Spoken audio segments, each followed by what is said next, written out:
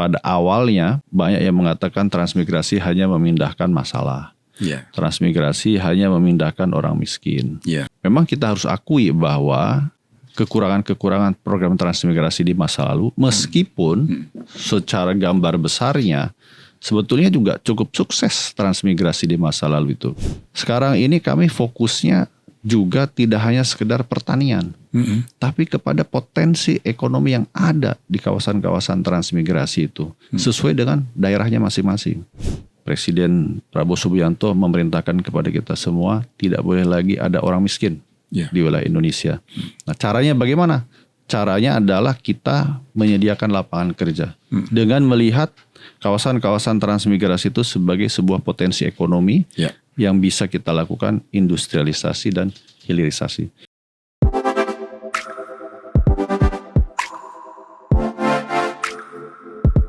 Halo, selamat sore pendengar dan netizen Radio El Sinta dimanapun Anda berada. Hari ini kita akan membahas tentang transmigrasi. Kalau kita ingat dengan transmigrasi, pasti pikiran kita selalu teringat bagaimana perpindahan penduduk dari satu wilayah ke wilayah lainnya, satu pulau ke pulau lainnya. Itu yang tertanam dalam benak kita. Tapi tahukah Anda, sekarang ini transmigrasi bukan hanya perpindahan orang dari satu kota ke kota lain, tapi ada pemberdayaan masyarakat, ada pemberdayaan ekonomi. Dan ini adalah bagian dari bagaimana negara membuat ekosistem ekonomi bertumbuh dengan baik dan pemerataan ekonomi tumbuh di sana. Nah, seperti apa langkah-langkah yang dilakukan oleh Kementerian Transmigrasi? Saat ini saya sudah bersama dengan Menteri Transmigrasi Republik Indonesia, Muhammad Iftitah Sulaiman Suryanagara. Saya langsung sapa beliau, sudah ada di studio podcast. Halo, selamat sore Pak Menteri, apa kabar? Sore Pak Wiryo. Sehat Pak Menteri ya? Alhamdulillah. Akhirnya bisa juga hadir di studio podcast setelah kita tunggu lama. Pak Menteri, kita tadi di awal kita sempat menyinggung bagaimana transmigrasi dulu dan sekarang Pak Menteri. Mindsetnya kan harus dirubah. Betul. Ternyata yang saya dengar sekarang bukan hanya perpindahan satu penduduk ke kota lainnya, tetapi pemberdayaan. Bisa diceritakan Pak Menteri seperti apa sih yang transformasi yang sekarang terjadi di Kementerian Transmigrasi di bawah kepemimpinan Bapak? Baik, terima kasih Pak Wiro. Jadi yang pertama itu kalau kita punya program kan harus jelas tujuannya apa kan ya? Iya, betul. Nah itu dalam konteks transmigrasi sesuai dengan amanat undang-undang di pasal 3 Undang-Undang nomor 15 tahun 97 yang disempurnakan menjadi Undang-Undang nomor 29 tahun 2009. Transmigrasi itu memiliki 3 tujuan. Yang pertama itu adalah kesejahteraan. Jadi kesejahteraan para transmigran dan masyarakat transmigrasi. Tidak hanya pendatang tapi juga masyarakat lokalnya. Sekitarnya ya. Betul. Makanya kami punya tagline kesejahteraan untuk semua. Kemudian yang kedua itu adalah pemerataan pembangunan. Kemudian yang ketiga itu adalah persatuan dan kesatuan nasional. Nah jadi kami berprinsip bahwa kalau hanya sekedar memindahkan penduduk, orang itu kan kalau pindah ingin kehidupannya lebih baik. Betul. Nah kalau misalkan tidak memberikan kehidupan yang lebih baik, ngapain pindah gitu? Nggak ada yang betah. Nah kalau tidak betah pasti dia balik lagi. Akhirnya tanah yang sudah dibagikan terlantar, terus kemudian diserobot orang dan sebagainya. Oleh karena itu ketika Pak Prabowo Subianto, Pak Presiden memerintahkan kami untuk melakukan transformasi transmigrasi, maka kami terus lantas cepat belajar, melakukan diagnosa apa sih yang ada di pikiran masyarakat terkait dengan program transmigrasi itu. Pada awalnya Pak Wiryo itu banyak yang mengatakan transmigrasi hanya memindahkan masalah. Transmigrasi hanya memindahkan orang miskin. Memang kita harus akui bahwa ada juga kekurangan-kekurangan program transmigrasi di masa lalu, meskipun secara gambar besarnya sebetulnya juga cukup sukses transmigrasi di masa lalu itu. Kenapa? Karena membentuk 3 provinsi baru, lebih dari 116 kabupaten kota baru, kemudian sekitar 1.567 desa baru. Itu adalah bentukan dari transmigrasi. Karena waktu itu kan memang pemerataan ya, semangatnya pemerataan penyebaran penduduk ya. Betul, betul. Belum lagi dalam konteks swasembada pangan. Kita di tiap-tiap kantong-kantong transmigrasi itu merupakan kantong sentra-sentra pangan utama gitu. Saya pernah beberapa kali melihat buku-buku cerita sejarahnya. Pak Harto kalau misalkan mau melakukan panen raya ataupun misalkan fokusnya ke swasembada pangan, pasti datang ke kantong-kantong transmigrasi. Nah ini juga yang kemudian sekarang kita sedang kembangkan. Nah dalam konteks transformasi ini, lantas apa bedanya transmigrasi hari ini dengan di masa lalu? Maka yang pertama kami lakukan ubah strateginya dulu. Yang dulu ini kami meminjam analogi ya, memindahkan semut. Sekarang ini mencetak gulanya supaya semutnya datang ke sana. Betul. Jadi kita inginkan sebetulnya kalau saya katakan bahwa pastilah manusia itu ingin pindah ke tempat yang lebih baik. Kita harus membangun satu tempat yang lebih baik itu. Oleh karena itu saya sampaikan tidak bisa lagi hanya memindahkan orang, apalagi KPI-nya jumlah orang yang pindah. Nah ini saya perlu roadshow ke media-media untuk memastikan dan meyakinkan, tolong jangan tanya Menteri Transmigrasi berapa banyak orang yang sudah dipindahkan gitu ya. Betul. Kita justru ingin fokus kepada berapa orang yang sudah disejahterakan. Kita justru ingin fokus kepada berapa lokasi yang sudah kita bentuk pertumbuhan ekonominya meningkat. Ini saya beri contoh. Misalkan di kawasan transmigrasi Toliwang. Iya, Toliwang di Halmahera Utara. Nah itu khusus Kabupaten Halmahera Utara sendiri 5 tahun yang lalu itu minus 0,5% pertumbuhan ekonominya. Terus kemudian di sana punya potensi kelapa. Jumlah pohonnya sekitar 6,9 juta pohon. Nah, menghasilkan sekitar 580 juta sampai 620 juta butir kelapa per tahunnya. Saya pernah belajar dari Tiongkok, mereka setiap tahun itu membutuhkan 4 miliar butir kelapa. Dan hanya 1 miliar butir kelapa yang bisa dipenuhi oleh Provinsi Hainan. 3 miliarnya mereka harus import. Nah, jadi pangsa pasarnya, marketnya jelas. Nah, kemudian yang menarik adalah Pak Bupatinya itu mengeluarkan peraturan daerah di mana kelapa tidak boleh keluar dari Halmahera Utara dalam bentuk mentah. Mengapa demikian? Karena kemudian mereka membuat satu industri kelapa yang tidak hanya industrialisasi tapi juga hilirisasi produknya. Jadi tidak hanya jual kelapa mentah tapi ada susu kelapa, ada VCO, kemudian ada buahnya sendiri, kemudian bisa untuk kosmetik, terus untuk air kelapa. Nah, turunannya banyak, saya lihat itu ada 8, termasuk sabutnya. Serabutnya itu bisa untuk biomasa, energi. Nah, oleh karena itu sekarang ini kemudian mereka membuat satu industri dan terus kemudian memberdayakan masyarakat lokal. Tenaga kerjanya lebih dari 4.000 tenaga kerja itu lokal, sekitar 85%.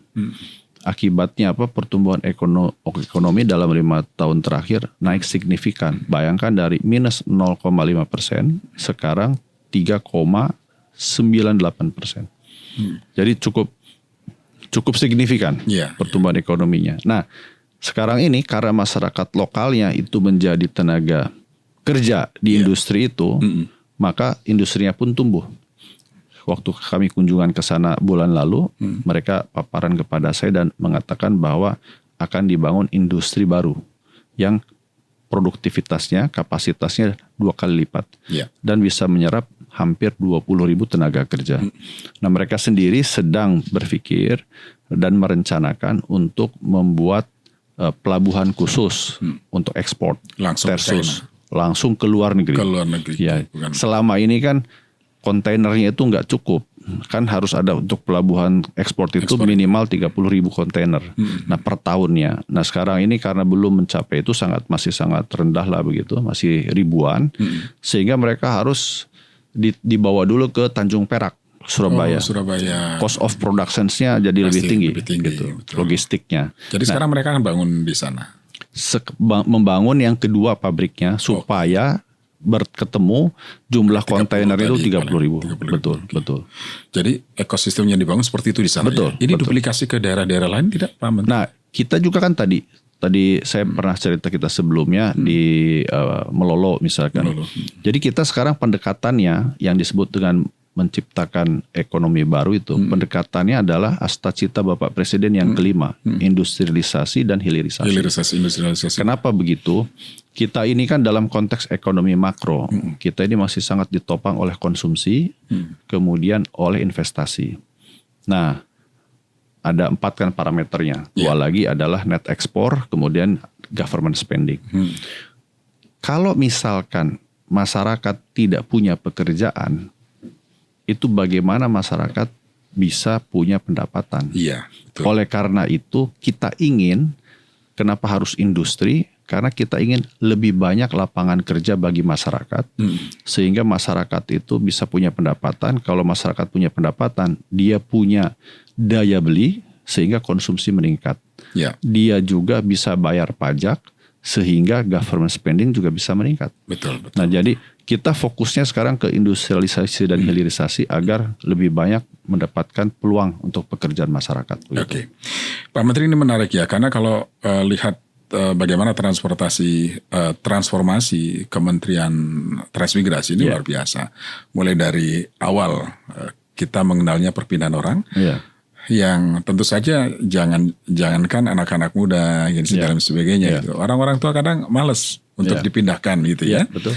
Nah, tapi sekarang berbeda, karena yang saya lihat justru anak-anak muda itu malah penasaran dengan apa yang disebut ekspedisi patriot gitu ya. Saya ingin tahu nih, penasaran gimana nih bisa lahir kemudian program paling viral itu soal ekspedisi patriot dan lain sebagainya. Jadi kami belajar ya bahwa karena tadi fokus kami adalah mencetak gula-gula di kawasan-kawasan transmigrasi, meningkatkan pertumbuhan ekonomi. Kami belajar bahwa tidak mungkin atau hampir impossible pertumbuhan ekonomi meningkat tanpa banjirnya ilmu pengetahuan dan teknologi. Iya, betul. Nah, kami mempelajari dari banyak tempat, ternyata memang dibutuhkan SDM unggul yang hadir di kawasan-kawasan transmigrasi. Nah, ini kami katakan bahwa sebenarnya di masa lalu pun itu kan kita ini mengirim orang ke kawasan-kawasan transmigrasi, terus mereka memiliki anak yang pintar-pintar itu kembali ke Jawa, sekolahnya yang bagus-bagus di Jawa, biasanya udah malas pulang lagi tuh. Nah, jadi kita tuh selalu cukup tertinggal begitu. Saya punya analogi ya, karena kurang hadirnya SDM unggul. Saya punya analogi Pak Hatta, Muhammad Hatta, founding fathers kita pernah mengatakan bahwa jangan hanya nyalakan obor besar di Jakarta, tapi nyalakan lilin-lilin di desa-desa seluruh Indonesia, kira-kira begitu. Nah, saya sampaikan sebenarnya lilinnya itu sudah ada. Nah, yang kenapa tidak nyala itu mereka menunggu korek apinya, menunggu apinya, pemantiknya. Betul. Padahal sebetulnya apinya juga sudah ada. Nah, api yang saya maksud itu tadi kan tidak harus selalu nunggu korek api dari Jakarta. Di daerah-daerah itu pun kita bisa bikin api dari batu, dari kayu gesekan, kemudian dari cahaya matahari. Nah, kalau bukan hanya sekedar analogi, praktek nyatanya kan listrik itu tidak hanya dari batu bara. Listrik juga bisa dari air, dari angin, gitu, dari surya. Nah, yang mereka agak kesulitan karena tidak hadirnya SDM unggul untuk membantu kehidupan mereka. Ini juga banyak sekali cerita-cerita inspiratif lah. Saya pernah dengar ceritanya mahasiswa IPB yang sedang KKN, itu mereka KKN ke Pulau Seram di Waimitau, kayak kawasan transmigrasi, tahun 64. Kemudian begitu nyampe ke sana, dia sangat sedih sekali. Kenapa? Masyarakatnya di sana kaya, tapi mereka tidak tahu kalau mereka kaya karena absennya ilmu pengetahuan. Akhirnya dibantulah oleh mahasiswa tersebut yang bernama Pak Kasim Arifin selama 15 tahun. Nah, Pak Kasim ini nggak mau lagi pulang ke Jawa. Sampai pada suatu hari bapak ibunya mencari anaknya. Kok anak saya sekolah di IPB nggak pulang-pulang? Akhirnya missing in action. Dicari ke Kementerian Transmigrasi, masih ada di sana. Akhirnya beliau dipanggil pulang oleh Rektor IPB waktu itu, Profesor Dr. Insinyur Andi Hakim Nasution. Kamu pulang, kamu selesaikan sekolahmu, kamu harus bertanggung jawab kepada orang tua kamu. Dia bilang, saya mau nulis apa lagi? Saya udah nggak kuat lagi nulis skripsi karena udah lupa begitulah apa yang mau ditulis. Iya. Nah akhirnya kata Pak Andi Hakim, kamu tulis apa yang kamu kerjakan selama 15 tahun di sana. Karena yang kamu lakukan itu melebihi dari panggilan tugas. Nah sekarang di daerah Waimetal itu ada namanya Jalan Kasim Arifin. Dan di sana desanya sangat sejahtera sekali. Ini salah satu contoh inspiratif bagaimana para patriot hadir di lokasi-lokasi kawasan transmigrasi dan membantu mereka. Kemudian saya juga kemarin baru dari Lembang Tongoa. Itu di Sulawesi Tengah ya. Itu ada transmigran lapor kepada saya, Pak terima kasih. Ada yang membantu kami, pendamping kami namanya Pak Lukman. Jadi Pak Lukman itu relawan gempa di Aceh, Palu. Di Palu maksud saya. Terus kemudian pada saat gempa itu, begitu pas proses recovery-nya, dia cari, karena dia pulang petani kopi dari Jember, dia cari tempat kopi. Yang cocok gitu. Ya betul. Kemudian pas tiba di Lembang Tongoa itu kawasan transmigrasi. Nah dia juga menangis. Kenapa? Wah ternyata petani kopi pendapatannya sebulan cuma 3 juta. Karena tidak tahu bagaimana itu melakukan proses end to end kopi yang baik dan benar. Akhirnya diajari. Termasuk waktu saya ke sana itu diajari cara metik kopi. Nah, biasanya diambil aja semua. Padahal harusnya dipilih dan dipilah. Yang matang yang betul.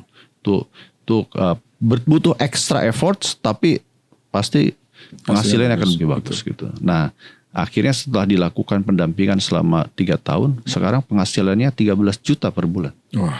Nah, ini juga tingkat kesejahteraannya juga langsung meningkat begitu. Nah, oleh karena itu kami terus kemudian juga belajar dari konteks industri. Tadi saya sudah ceritakan juga di NTT. Di NTT itu para transmigrannya cukup struggling dengan kondisi tanah dan batu yang jadi satu gitu. Sampai akhirnya datang para peneliti dari Queensland University dari Australia. Mereka membantu dunia usaha yang sedang mencari tempat untuk tebu. Nah kemudian mereka datang ke sana, mereka bilang ini cocok. Persoalannya adalah tanahnya nyampur dengan batu. Nah ini gimana caranya? Akhirnya mereka mendapatkan teknologi dari Jerman, dari industri pertambangan untuk memecah batu dan tanahnya ini. Nah memang dari segi land clearing biayanya itu jauh lebih mahal dibanding di Jawa. Di Jawa itu untuk 1 hektarnya land clearingnya sekitar 70 juta. Sementara di Melolo, kawasan transmigrasi di NTT, itu sekitar 250 juta. Tapi karena mereka sadar bahwa yang namanya industri tebu itu ratusan tahun. Jadi mereka sudah bisa prediksi 25 tahun rugi tidak apa-apa. Tapi setelah itu mereka akan mendapatkan keuntungan. Kenapa? Karena ternyata tingkat produktivitasnya tinggi sekali. Jadi di Melolo itu karena suhunya ekstrim antara siang dengan malam, maka tebunya itu tuh stres. Karena stres mengeluarkan cairan yang lebih banyak. Tingkat rendemen gulanya itu tinggi. Sehingga 1 ton tebunya itu menghasilkan sekitar 120 kg gula. Bandingkan dengan di Jawa hanya sekitar 50 kg gula. Nah jadi ini juga bantuan dari ilmu pengetahuan dan teknologi yang hadir di kawasan transmigrasi yang menjadi inspirasi bagi kami. Tahun 2025 kami mulai luncurkan ekspedisi Patriot ini menggandeng 7 perguruan tinggi mitra. Itu yang kami sudah koordinasikan dengan Kemendikti Saintek. Ini adalah salah satu universitas yang terbaik lah yang ada di Indonesia begitu. Nah, karena sifatnya pilot project, maka kami mintakan serahkan kepada masing-masing perguruan tinggi untuk menyediakan para anggota tim ekspedisinya itu.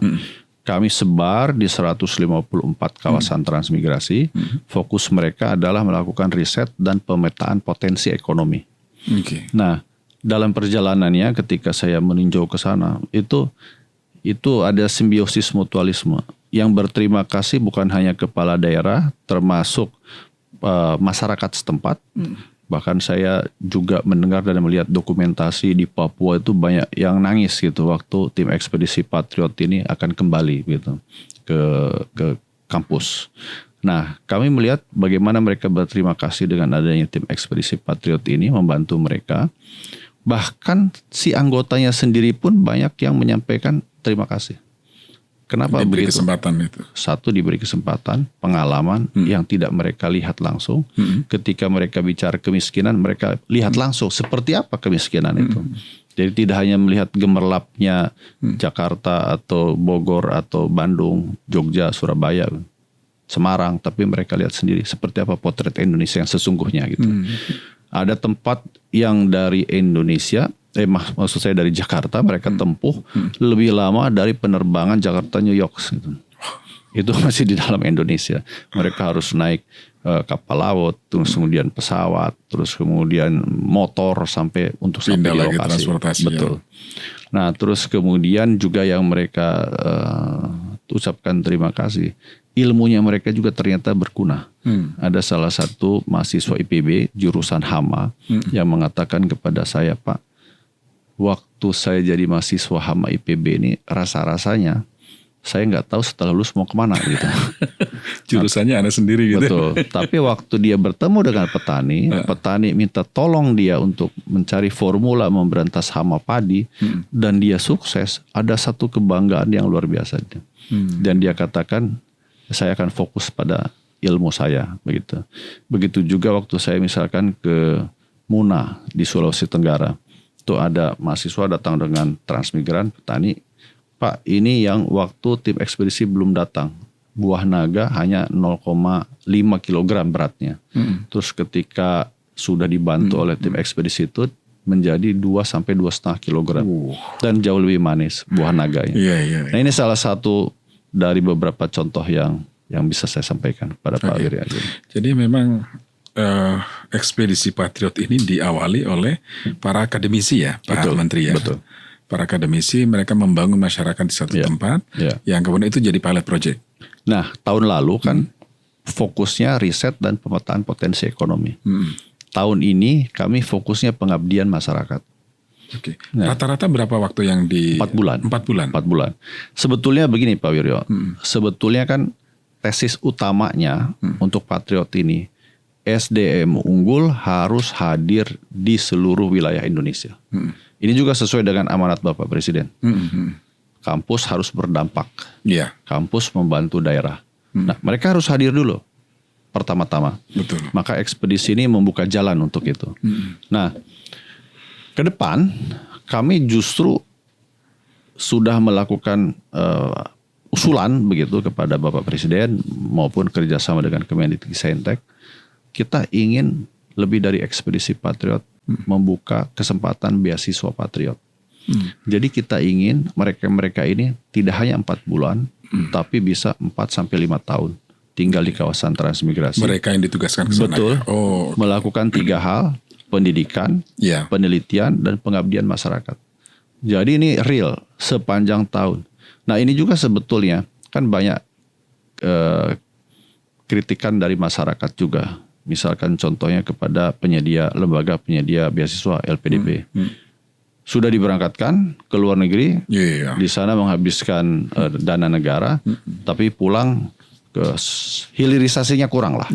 Saya selalu mengatakan bahwa memberikan beasiswa tanpa saluran setelah pulang mau diapakan begitu, itu sama seperti membangun bendungan tanpa hilirisasi atau tanpa saluran irigasi primer, sekunder maupun tersier. Padahal kan gunanya bendungan itu kan untuk mengaliri sawah dan tanah-tanah pertanian gitu. Bukan hanya untuk wisata atau tapi bisa multifungsi, bisa juga untuk PLTA dan sebagainya. Nah, oleh karena itu kita ingin sebetulnya nanti kita sedang dalami lagi karena tusi kita adalah fokus kepada pertumbuhan ekonomi. Nah, nanti tusinya LPDP sebagai penyedia beasiswa misalkan kita ingin mensupport kita juga. Kita ingin mereka nanti kuliah secara hybrid begitu di kawasan-kawasan transmigrasi. Nah, saya memang sekarang sedang meneliti agar misalkan bangunan-bangunan sekolahnya itu tidak perlu harus kita dirikan. Kenapa demikian? Fokus saja kepada SD, SMP yang sudah ada, kita renovasi. Paginya digunakan untuk SD, SMP, sorenya bisa digunakan untuk para mahasiswa belajar di kelas. Kemudian nanti mereka tinggalnya di perumahan-perumahan penduduk. Betul. Jadi mereka juga bawa uang dari Jakarta, mereka spend di sana. Nah ini juga yang untuk pertumbuhan ekonomi yang real juga. Di sana, ya? Betul. Nah kita juga sesuai dengan amanat Bapak Presiden agar satu beliau sampaikan kan ingin ada orang Indonesia yang dapat peraih Nobel. Kemudian yang kedua, beliau juga ingin agar kampus-kampus di Indonesia masuk 100 bahkan 50 besar dunia, bahkan 10 besar dunia. Nah, rankingnya universitas itu kan ditentukan oleh penelitian. Kebanyakan kan seperti seberapa itu. Banyak betul. Jurnal, penelitian dan sebagainya. Nah, kami ini sekarang memberikan wadahnya, memberikan living lab-nya di kawasan-kawasan transmigrasi itu. Jadi kalau misalkan nanti mereka lebih diberikan kesempatan lebih luas untuk melakukan penelitian, untuk publishing jurnal-jurnal mereka, saya yakin nanti grade-nya Universitas di Indonesia juga akan meningkat signifikan. Gitu. Ini keren loh Pak, karena betul tadi mahasiswa itu harus dilibatkan Pak. Mereka harus dilibatkan dan itu kan ada masa pengabdian, itu yang bisa disalurkan ke sana. Saya rasa memang nanti hampir seluruh perguruan tinggi ingin bekerja sama dengan Kementerian Transmigrasi karena program pemberdayaan itu, Pak Menteri. Kapan kira-kira itu akan direalisasikan, Pak Menteri? Untuk yang beasiswa Patriot. Nah, ini kecepatannya tergantung nanti kerjasama perguruan tinggi dengan LPDP, dengan Kementerian Transmigrasi tentunya di bawah supervisi Kemendikti-Saintek. Karena begini, harapannya Bapak Presiden itu kemarin kita sudah siap S2. Tapi harapannya Bapak Presiden itu dimulai dari S1. S1 gitu. Dulu. Ya. Nah ini yang belum ketemu karena rata-rata di perguruan tinggi itu kan harus ada lab apa dan sebagainya itu cukup mahal kalau membangun baru gitu. Nah, sekarang kita lagi desain apakah mungkin nggak apa-apa semester 1 sampai 6-nya di misalkan perguruan tinggi di Jawa. Tapi yang sudah 2 tahun terakhir atau 1 tahun terakhir masih kita sebutnya mahasiswa ongoing. Nah tahun terakhir kita libatkan di daerah transmigrasi. Betul. Nanti kalau misalkan mereka lulus 2N lah gitu ya. 2N itu kalau misalkan mereka dibiayai selama 1 tahun, mereka 2 tahun kita tugaskan di kawasan transmigrasi itu untuk melakukan sesuatu. Nah sesuatunya itu kita ini sekarang sedang fokus ke industrialisasi dan hilirisasi. Nah memang harus kami. Berarti ini investasinya diperkuat di sana Pak ya? Betul sekali. Memang sekarang ini kita kayak tadi saya contoh misalkan yang di Halmahera Utara. Itu yang termasuk yang Duren Montong itu Parigi itu? Betul. Itu katanya kan masih sangat tinggi dibanding ke Tiongkok. Betul. Tadi saya ulangi yang Halmahera Utara misalkan ketika saya sampaikan bagaimana kalau kita terjunkan SDM unggul di sini. Mereka sangat senang sekali karena mereka juga butuh SDM untuk menggerakkan industri itu gitu. Sama seperti tadi sampaikan Pak Wiryo soal Pak Duren. Duren itu ini juga menarik selain ada hilirisasinya ya, misalkan durian frozen dan sebagainya. Justru yang paling mahal tuh yang durian mentahnya itu. Durian buah-buah. Ya betul. Itu yang paling tinggi nilainya itu. Nah itu sekarang ini kan sedang diteliti misalkan contoh hamaknya dan sebagainya itu bisa tidak supaya sampai di Tiongkok itu dijual dalam bentuk ketat nggak sih Pak kalau masuk ke Tiongkok itu? Pasti kalau yang namanya ke luar negeri itu cukup ketat. Waktu saya ke Jepang saja saya menyaksikan bahwa bagaimana kita mangga dari Jawa Timur mau masuk ke Jepang sudah 20 tahun belum di-approve, belum disetujui. Nah ini juga ada lobby-lobbynya dan tapi sebagainya. yang durian ini sudah langsung sana ya karena. Kalau yang frozen sudah. Frozen sudah. Tapi kalau yang buahnya mudah-mudahan akhir tahun ini atau tahun depan. Mudah-mudahan. Saya sudah ketemu dengan dubes Tiongkok dan mereka katakan bahwa mereka juga cukup antusias untuk membeli buahnya itu. Nah sekarang sedang dilakukan penelitian dan proses kajiannya begitu. Iya, Pak Menteri, ini kan kampus-kampus perguruan tinggi ya. Kalau ingin kontribusi misalnya dalam program yang digagas oleh Kementerian Transmigrasi untuk pemberdayaan masyarakat di daerah-daerah tertentu misalnya, itu bagaimana Pak prosesnya? Ataukah misalnya Kementerian Transmigrasi menyerahkan ke Saintek, misalnya mereka yang menentukan, atau misalnya dari perguruan tinggi yang lain bisa mengajukan ke... Dari perguruan tinggi lain bisa langsung ke Kementerian Transmigrasi. Nanti kami yang koordinasi dengan Kemendikbud. Memang sekarang tahun ini, kalau tahun lalu 7 mitra, tahun ini sekarang kita nambah 3 lagi menjadi 10 perguruan tinggi. Nah, hanya kami sudah kerjasama dengan mereka. Tolong berikan slot untuk mahasiswa non 10 mitra itu. Nah, itu kemarin waktu kami buka pendaftarannya itu yang mendaftar dari 1952 kampus. Waduh. Termasuk dari luar negeri juga. Saya juga dari kaget. Luar negeri juga ada? Ada juga yang lulusan dari Inggris. Mereka ingin riset dari orang Indonesia yang lulusan dari luar negeri. Betul, yang baru pulang dari luar negeri. Yang dari Melbourne University, ada yang dari King's College dari London, mereka juga ikut. Meskipun kalau tadi sudah disebut juga, tertarik tidak perguruan tinggi luar ke Indonesia? Tertarik. Kami sekarang insya Allah bulan Oktober akan kedatangan 25 peneliti dari TUM, Technical University Munich. Sekitar 20 top dunia kalau tidak keliru tuh. Itu akan datang ke kawasan transmigrasi di Barelang. Itu juga nanti akan ikut meneliti untuk pengembangan kawasan transmigrasi Barelang seperti apa yang mereka sarankan supaya pertumbuhan ekonominya naik tetapi inklusif, berkeadilan dan berkelanjutan. Jadi cukup menguntungkan untuk masyarakat juga begitu. Jangan-jangan Pak, Kementerian Transmigrasi ke depan bisa jadi ujung tombak untuk pertama swasembada pangan, kedua bisa juga energi gitu ya, karena melibatkan banyak akademisi melakukan riset dan lain sebagainya Pak. Ini harus dipersiapkan rasanya harus ke sana Pak. Memang kita arahnya ke sana. Kita memang arahnya ke sana. Meskipun kalau kami mempelajari itu di Perpu nomor 29 tahun 60. Itu adalah undang-undang pertama yang dimiliki oleh transmigrasi. Itu dulu ada namanya Dewan Pertimbangan Transmigrasi. Diketuai oleh Menteri Transmigrasi, kemudian anggotanya itu ada Menteri Dalam Negeri, Menteri Buruh, Menteri Tenaga Kerja, Menteri Pertanian, Menteri PU. Jadi ada lebih dari 10 menteri. Itu nanti sinerginya betul. Makanya kita juga berpikir ke depan kita ada juga programnya transmigrasi gotong royong begitu. Itu kenapa enggak kita burden sharing.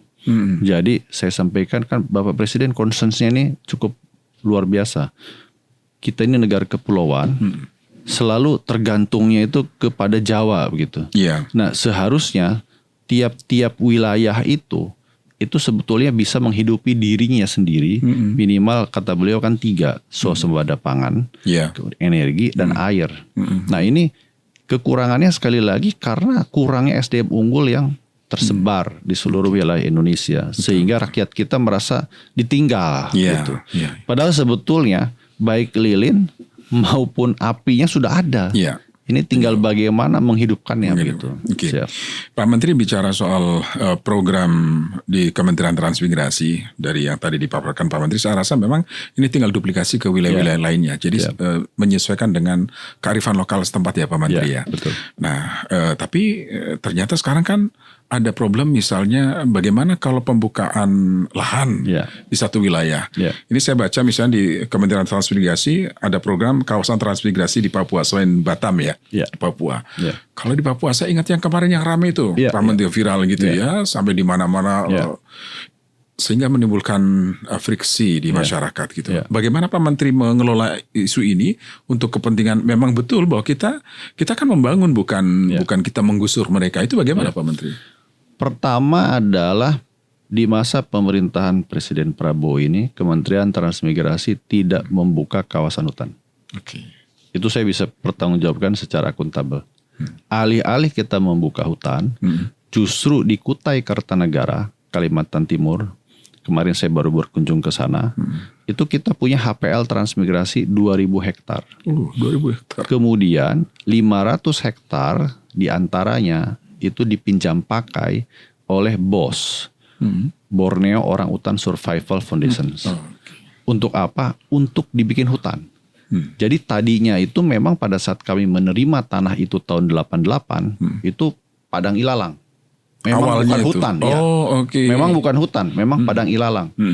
Tapi setelah penempatan 221 kepala keluarga di sana, tersisa ada 2.000 hektar. Nah 500 hektar diantaranya itu dipinjam pakai oleh BOS Foundation. Untuk konservasi? Untuk konservasi. Jadi dari padang ilalang ditanami pohon, sekarang 500 hektar yang sudah jadi hutan.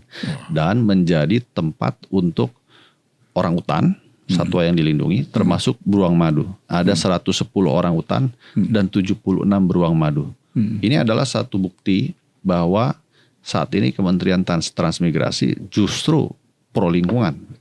Bukan lagi membabat atau membabat lahan gitu, betul, bukan ya. Betul. Okay. Nah, dan lagi memang sekarang inilah yang perlu kami jelaskan juga kepada masyarakat. Sekarang ini kami fokusnya juga tidak hanya sekedar pertanian, tapi kepada potensi ekonomi yang ada di kawasan-kawasan transmigrasi itu sesuai dengan daerahnya masing-masing. Contoh misalkan di Kabupaten Raja Ampat. Sekarang mereka mengusulkan di Papua itu usulan kawasan transmigrasi basisnya tidak hanya pertanian tetapi juga pariwisata. Nah, terus kemudian di Lamboya NTT itu di sana ada resort termahal di Indonesia, Nihisumba. Itu ada dalam kawasan transmigrasi Lamboya. Transmigrasi tadi. Betul. Kemudian bukan tadinya, sekarang juga masih kawasan transmigrasi. Tapi menjadi wisata termahal di sana. Iya, resortnya termahal. Ya. Nah, tapi dimiliki oleh orang Amerika. Iya. Terus kemudian di kawasan transmigrasi Pulau Rote, misalkan ada Nihirote, itu juga sama. Nah, kemudian juga ada di Samboja Kutai Kartanegara tadi. Itu tidak hanya pertanian, tapi juga ternyata ada sumur minyak dan gas. Terus di Kalimantan Selatan ada batu bara. Aceh Besar, Aceh Barat itu juga ada batu bara. Terus kemudian di Mamuju, Sulawesi Barat ada logam tanah jarang. Nah, jadi tidak hanya sekedar pertanian, tapi juga kalau perkebunan sudah pasti. Pasti ya. Ya, ada sawit dan sebagainya gitu. Seperti di Kalimantan, kemudian Sulawesi Barat sendiri. Belum kopi, belum juga coklat, begitu produk-produk lainnya. Tadi duren. Ya. Nah, juga yang paling penting tadi kita sedang mengembangkan ke industri pariwisata misalkan. Yang penting adalah membangun ekosistemnya. Termasuk kawasan industri seperti di Barelang. Nah, ini juga kita sedang membantu pemerintah Kota Batam dan BP Batam bagaimana membuat situasi di Barelang itu kondusif sehingga investasi datang. Saya kemarin baru mendapatkan laporan sebelum ada insiden Rempang itu pertumbuhan ekonomi Batam tuh di atas 7%. Begitu ada insiden Rempang drop ke 6%. Sekarang sudah kembali lagi ke 7%. Apa yang membuat bisa bangkit lagi, Pak? Karena investor sudah mulai percaya. Di sana konflik sudah mulai lebih mereda. Kita yakinkan dan pastikan bahwa tidak ada pemaksaan untuk melakukan itu jadi Batam menjadi ekositi tadi ya, betul, Pak Menteri ya. Betul. Karena transmigrasi itu kan harus dilakukan secara sukarela. Betul. Ya. Nah, Pak Menteri, ini kan beberapa daerah tadi yang disebut Pak Menteri kan mengalami pertumbuhan ekonomi yang maju karena ada beberapa potensi, misalnya pariwisata kayak seperti di NTT begitu ya. Tapi sayangnya kepemilikan kan asing nih Pak Menteri. Nah, bagaimana masyarakat transmigran di sana juga dan masyarakat lokal di sana ya bisa juga mendapatkan manfaat dari. Nah, itu baiknya di sana itu mereka resort ini melakukan pemberdayaan masyarakat, diajari bahasa Inggris anak-anaknya, terus kemudian diajari untuk bikin souvenir-souvenir yang nanti dijual. Jadi banyak hal-hal yang kita lakukan pendampingan. Nah, ini juga tadi Pak Wiryo, saya ingin mengingatkan juga kepada seluruh generasi muda Indonesia, kalau kita anak muda SDM unggul tidak hadir di seluruh wilayah Indonesia, orang lain yang akan hadir. Nah, di Pulau Mangole itu yang nun jauh di Maluku Utara, itu ada orang Kanada yang sedang berbisnis coklat. Belum pernah kan ke Pulau Mangole? Belum. Kemudian waktu saya ke Bener Meriah saat terjadi saat terjadi bencana itu, sebetulnya seminggu sebelumnya atau 4 hari sebelumnya, saya dijadwalkan sebetulnya untuk mengirim ekspor kopi ke Amerika Serikat, sebetulnya di Aceh Tengah. Nah itu pada saat saya mendarat di sana, itu ada orang Kanada, ada orang Amerika, ada orang Australia, ada orang Inggris, ada orang Kenya yang sedang terdampar karena ada bencana. Terus kemudian saya tanya mereka, apakah turis di sana? Tidak, mereka sedang berbisnis kopi. Nah kemudian misalkan contoh di Anambas, itu ada pulau bawah resort itu yang termahal juga, itu di dekat kawasan transmigrasi juga, itu dimiliki oleh orang Prancis. Jadi banyak sekali daerah-daerah, bahkan sebetulnya kalau kita bisa sebaliknya nih, kalau kita bisa mengembangkan itu secara luar biasa, contoh yang tadi Samboja masalah orang utan itu, saya malah ketemu sama orang Austria yang sengaja datang jauh dari Austria untuk melihat orang utan. Jadi kalau kita sendiri yang melakukan pemberdayaan dan pengembangan ekonominya, justru kita bisa menjadi tuan rumah di negeri sendiri. Wah, betul. Jadi dengan kondisi sekarang ya, transformasi begitu pesat gitu, kebutuhan masyarakat, kemudian juga kekayaan yang kita miliki, rasanya seluruh perguruan tinggi harus support ini Pak Menteri. Rasanya ya. Jadi mindset orang bahwa dulu transmigrasi memindahkan orang, pemerataan penduduk, sekarang justru bagaimana memajukan daerah-daerah yang selama ini nggak pernah terlihat, nggak pernah tersentuh gitu Pak Menteri. Betul. Baik, Pak Menteri, apa yang bisa disampaikan kepada masyarakat agar program-program ini juga bisa masyarakat bisa berkontribusi dalam program yang digagas oleh Pak Menteri, baik Ekspedisi Patriot ataupun yang sekarang tengah dipersiapkan adalah beasiswa Patriot. Kami hanya ingin memberikan pesan bahwa sekali lagi transmigrasi bukannya sekedar memindahkan penduduk, tapi mari kita hadir di kawasan-kawasan transmigrasi, utamanya saya memanggil para anak-anak muda yang memiliki dedikasi yang tinggi, yang pintar tapi juga berintegritas untuk hadir di kawasan-kawasan transmigrasi. Presiden Prabowo Subianto memerintahkan kepada kita semua tidak boleh lagi ada orang miskin di wilayah Indonesia. Nah caranya bagaimana? Caranya adalah kita menyediakan lapangan kerja dengan melihat kawasan-kawasan transmigrasi itu sebagai sebuah potensi ekonomi yang bisa kita lakukan industrialisasi dan hilirisasi. Sebetulnya banyak sekali para investor bukan hanya dari luar negeri tapi juga di dalam negeri yang ingin melakukan investasi. Mereka belum tahu saja siapa yang harus dikontak, yang harus dihubungi. Kami dari Kementerian Transmigrasi tidak bisa sendirian karena arahan Bapak Presiden tidak lagi ini tanah kasih ke pengusaha silakan olah. Beliau tidak mau begitu lagi. Tapi bagaimana ini ada tanah, terus kemudian nanti tenaga kerjanya dari masyarakat setempat yang dilatih oleh SDM unggul, sehingga antara industri dengan dunia usaha, dengan masyarakat bisa hidup berdampingan. Link match juga ya, Pak Menteri. Baik. Jadi yang sejahtera bukan hanya pengusahanya, tapi juga masyarakat Indonesia. Baik. Pak Menteri, terima kasih sekali lagi. Ini sangat mencerahkan dan sangat informatif. Mudah-mudahan apa yang sudah kita diskusikan selama 30 menit ini juga bisa berdampak langsung bagi masyarakat yang ada di daerah-daerah lain. Terima kasih. Ada rasa optimis di situ. Terima kasih Pak Menteri. Selamat sore. Assalamualaikum. Waalaikumsalam. Pendengar dan netizen, demikian tadi perbincangan kami bersama Menteri Transmigrasi Republik Indonesia Muhammad Iftithah Sulaiman Suryanegara. Saya Swiryo, sampai jumpa pada podcast yang lain. Salam.